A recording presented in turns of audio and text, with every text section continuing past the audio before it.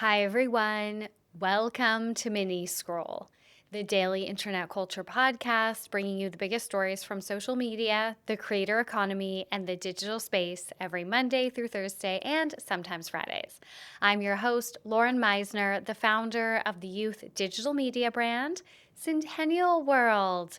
Welcome back to Mini Scroll, everyone. Okay, a Friday Mini Scroll. Here we go. But before I get into it, please remember to rate, review, and subscribe. Please Spotify star rate us. We're trying to get to 1,000 Spotify star ratings by the end of the year, and you guys are pulling through. You are rating us every single day. So please, please, please rate us. Okay, let's get into it. The first story that I have for you guys, this is giving me parasocial heartbreak. Chiara Ferragni is potentially facing up to 20 months of jail time for a charity collaboration that she did in 2022. So OG fashion influencer Chiara Ferragni is facing 20 months of jail time for a Christmas cake collaboration that has turned fraudulent. She is being charged with aggravated fraud after she did a collaboration with Backlash Foods to sell rebranded Pandora Christmas cakes in 2022. And she and the brand did a similar type of charity collaboration with Easter eggs, and I think it was that same year. So specifically, the packaging and promotional materials conveyed that each purchase of the cakes would benefit a children's hospital.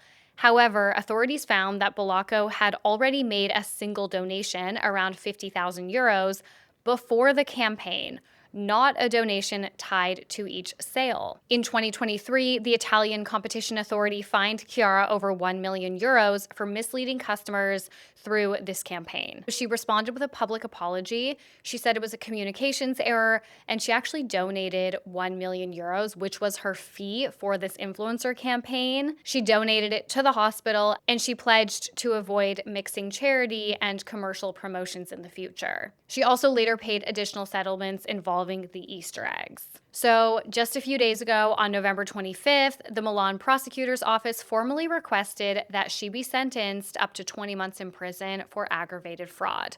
So under Italian law, misleading advertising with fraudulent charitable promotional claims can qualify as aggravated fraud, which is a serious offense when consumers are deceived into believing a charity benefit exists within what they're purchasing. And obviously that influences their purchasing decisions. So yes, like I said, I have parasocial heartbreak over this. I think some of you guys might know because I've talked about it here and there over the years, but like Chiara is literally the first influencer I ever followed. Her, Peace Love Shay, and then like Alexandra something. They were like the three that I followed first. And I have actually really enjoyed following her. Like I know that sounds kind of crazy because she doesn't really do very much. She did more back in the day. Like she talked to camera a lot back in the day. She had like a good Snapchat and stuff. But I don't know, like she has been with me and I have been with her. This is the definition of a parasocial relationship. Since I got Instagram when I was like probably 21 maybe at university, and I don't know. I actually really like her content. I don't think that Instagram is that interesting as a platform, but she is one of those people that I really actually enjoy following. So I'm very upset about this. And I saw in TikTok comments that someone said that there were emails that exposed that Chiara was aware of the fraud before the collaboration started. So I looked into this, and the information that I found was in Italian, and I had to translate it. So it's not quite perfect. And I obviously didn't really get the full story, but this is what I gathered. I think it's correct. So it seems like Chiara's team or management was possibly aware that the company was doing this one-off donation unrelated to the sales of the cakes. And then there was also this email from Backlash that seemed to explain to Chiara's team that they were trying to focus, like the messaging around the campaign, they were trying to focus this on the charitable aspect of the campaign because they wanted to get maximum sales, because sales will pay for her fee, which, as we know, was 1 million euros. So is it possible that Chiara just didn't know what was happening and it was like more between her team and the company? I guess, yes, but I also feel like that's parasocial delusion if I convince myself of that. I'm sad. I can't believe it. Can you guys imagine if Chiara Ferragni goes to jail? Like, is this only big news to me? I don't know. I'm actually shook by this. The next story that I have for you guys, this actually came from one of you guys on Spotify, so thank you for that. This is a bit of like tech Twitter/X news. So, Rosie Nguyen, who is a relatively famous tech and creator economy personality, is facing backlash after she posted a very grim tweet promoting Suno AI. For context, Rosie was the co-founder of FanHouse. She's also an influencer. So she was like an influencer creator, and then she co-founded FanHouse, which was kind of like an OnlyFans Patreon competitor. And they were purchased or acquired by Passes a few years ago.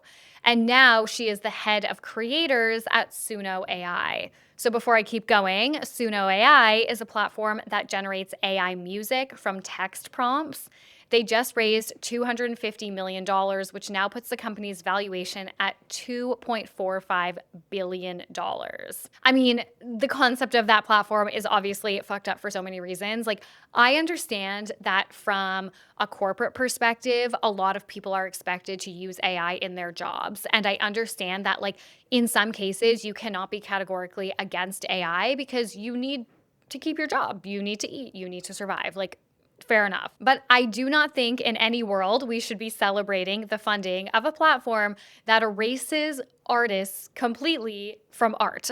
And I'm not saying artists don't use the platform or can't use the platform, but it literally erases the human element of that art form. Who wants to listen to music that isn't written, created, designed by humans? Like, human emotion and human experience is literally the heartbeat of music. That's like the whole point. Art, music, all of that. Okay, so a couple days ago, Rosie posted this on X. I grew up singing. I sang everywhere I went. I wrote songs in my diary. I told teachers that I wanted to be a singer and songwriter when I grew up. But wanting to be a musician in 2006 required resources that a low-income family didn't have. My parents couldn't afford to get me any instruments. They couldn't pay for my music lessons. They couldn't get me into studios. A dream I had became just a memory until now. I am beyond proud and honored to get to work at a company that is enabling music creation for everyone. For the 13-year-old kid in their bedroom who dreams of being a musician, you can be one. For all the professional artists, you can do more of what you love. I really wish Suno existed 20 years ago when I was a kid in elementary school, showing strangers songs I wrote with no way to produce them. But I'm really, really happy that it exists today for all the other kids who might need it. Okay, so this had people mad for obvious reasons. First of all, it's so deeply insidious to position this platform as something that is helping children realize their dreams.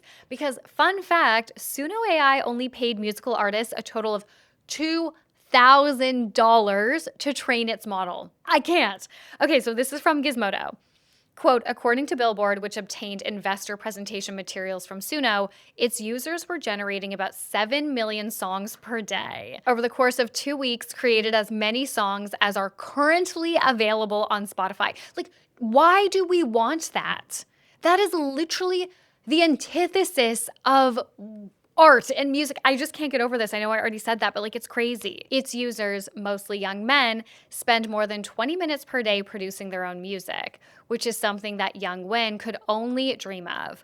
Now, anyone can become a music artist, a thing that Suno apparently doesn't value at all, considering the company has only paid $2,000 in total on music used to train its models. So Rosie's post was met with a lot of backlash.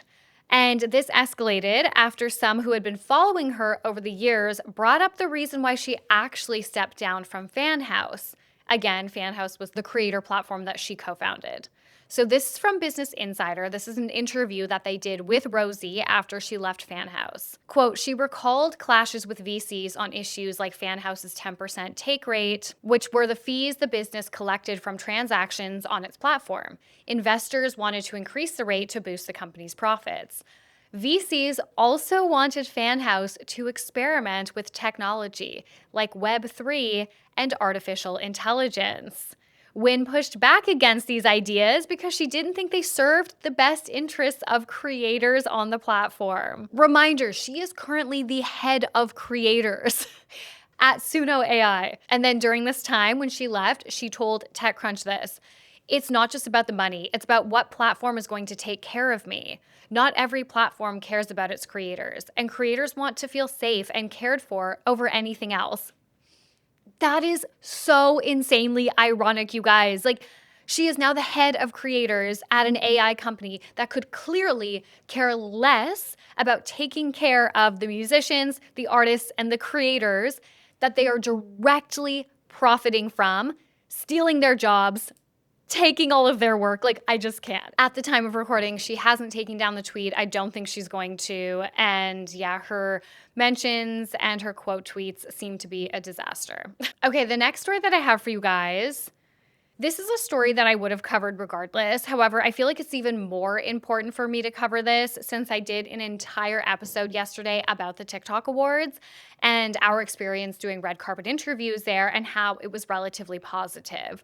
However, it was absolutely not positive for several creators, especially creators of color. So there are several creators of color who are speaking out right now on TikTok about the TikTok Awards and how they were treated. Several videos have come out over the past basically like 12 to 24 hours by various Black Australian creators talking about how they were mistreated and some even faced racism at the event by event staff. The main video that sparked this discussion was by a creator named Niall, who has over 400,000 followers, mind you. Like a huge creator, especially in Australia. We are a very small country here. She shared her experience trying to get photos at the media wall. And in her video, she actually provided footage in which you can hear and see how the photography event staff spoke to her and her group of friends that she was with. This is for all the media. Well, that's not our fault. That's the information. Yeah, but this has nothing to do with you. We don't need your photo. We're not gonna. What are they gonna do with your photo? Wow. No, it's not gonna go anywhere. That's crazy. I'm saying they're working the price. So sorry. I will no longer be attending the TikTok Awards because I'm tired of being treated like this. If you're inviting creators to be seat fillers, fill up your audience so that when the TV network plays your event, that they see that there's so many people there, then let the creators know that they're being invited as audience members and not as content creators. Don't go treating people like shit and then prioritizing whoever you choose over other creators. Every year that I've been to the awards, they always have two separate carpets. They have a media wall, which you can kind of just get in fast, get your photo. And then they have another one where you can get interviews. They'll usually have people interviewing content creators. I've spoken to other creators about how they get to that interview stage because me personally, I've always just stayed in the background and I've never felt that I could go to the media walls because, to be honest, in Australia, like Black content creators, they don't know us like that. This year, I thought I've been in the background. The last 3 years I've attended, I might as well just try to do an interview. I might as well just try to be more involved with the press side of things, you know? Because again, one of the biggest things that we struggle with as Black creators is being seen in Australian media. How this whole thing happened is we heard that there's a media wall upstairs. We went upstairs. Again, there's no security that's like stopping you. It's not barred off or anything. We line up, get to the front, and one of the, I guess, staff members was like, oh, are you a nominee or a presenter? And I was like, no, we're just content creators. And then she goes, oh, sorry, they're only wanting to interview nominees and presenters. I was just kind of like, oh, because I saw someone that I'm mutuals with, they're doing an interview. They weren't a nominee. They weren't a presenter. They were, like me, a content creator that was invited to attend. It was just a bit like, oh. But anyways, the lady goes, but if you guys want to take photos, you can just go over there. She points at the wall where there's the photographers, and she's like, I can guide you guys there, but if you just want your photo taken, you can go there. So we went to line up in that section because we're like, oh, okay, if the press don't want to do interviews with creators this year, let's go take a photo. The photographer that was there, he was kind of like, you're not supposed to enter from this way, like the way we were. And we just told him, oh, we were told to come here. And I guess he was a bit confused, but he just continued taking photos anyways. And then everyone else from the media, like that were doing interviews, they were coming through. So the photographer was taking their photos. So we're just standing there waiting. This man approached with so much aggression. The thing is, it wasn't only us in the line. There was other people behind us. And he came directly to us, like he was speaking directly to us when he said that. There's a media wall. If you just want to get your photo taken for yourself, go downstairs. Yeah, but this is for all the media. Well, that's not our fault. That's the information. Yeah, but this has nothing to do with you. We don't need your photo. We're not like they're not gonna. What are they gonna do with your photo? Wow. Yeah, it's not. Yeah, but it's not gonna go anywhere. That's But it's not crazy. gonna go that. No, but I'm saying they're working for the press. So sorry. Yeah, but it's not our fault that we're giving the wrong information. You know what's gonna happen? These photographers all work for the. I don't. I work for TikTok, but they all work for the dating telegraph, and they're gonna literally just rip everyone's heads off. They'll just go get out of our way. They're nasty press photographers. So, I mean, this is atrocious. No one should ever be spoken to like this. It's actually crazy. And I'm so glad she got that on video. TikTok needs to see that. Anyone who was helping manage the event, who was running the event, who was working the event, we needed to see that. So, in this specific case, when that guy says that he works for TikTok, as someone who was on the red carpet, I was actually working that exact red carpet on the other side. He was standing with the photographers, and I do believe that he was a photographer. So when he says that he worked for TikTok, like, I don't think he works for TikTok, the company. I think he was hired by TikTok as an official event photographer. He is trying to say, I believe, like, this is my assumption. I believe he is trying to say, I don't work for like the Daily Telegraph or like some of the media outlets where they're kind of like the photographers for those outlets, where then those photos will get run in those outlets. He's saying like, I am like a TikTok photographer. I think that's what he was implying there. In general, it really doesn't matter if he's trying to say that this media wall is for nominees, because, well, the way that you presented that information felt, I mean, first of all, disgusting, mean-spirited, and targeted. It was so unacceptable. It went so beyond just trying to explain, this is where the nominees take their photos. Like, if that's what the case was, if that's what he was trying to say, you said it in such an unacceptable way. So this has kicked off a full-on discussion online about how creators of color are treated in Australia in general, at media events, in the influencer industry at large. And I mean, as someone who is in those industries, there is a massive representation problem. And this is a conversation that we need to continually bring up and continually have. And those of us who work in the industry like need to be held accountable as well. So that's also why I'm really glad she got this footage. I'm just so disappointed. I'm so exhausted for these creators. Like, I can't even imagine. And I'm kind of embarrassed that we were on that red carpet and, you know, like, we were working the red carpet. Like, I honestly had no idea how creators, not just her, but like creators in general, felt about the experience, because that was not part of like what we were doing, because we weren't out there with them. We were, you know, like working on the red carpet, and then we went home, as I explained yesterday. So, but yeah, like it's horrible. I'm kind of embarrassed that I talked about how we had a relatively positive experience yesterday. Obviously, multiple things can be true at once. Like, we were there working in a whole different capacity, but yeah, it's really disappointing, and I do hope that they address it. I'm not sure. I'll keep you guys posted. Anyways, guys, that's it for Mini Scroll today. Thank you so much for listening. I love you guys. Please remember to rate, review, and subscribe. Please Spotify star rate us, and I will talk to you guys on Monday. Bye.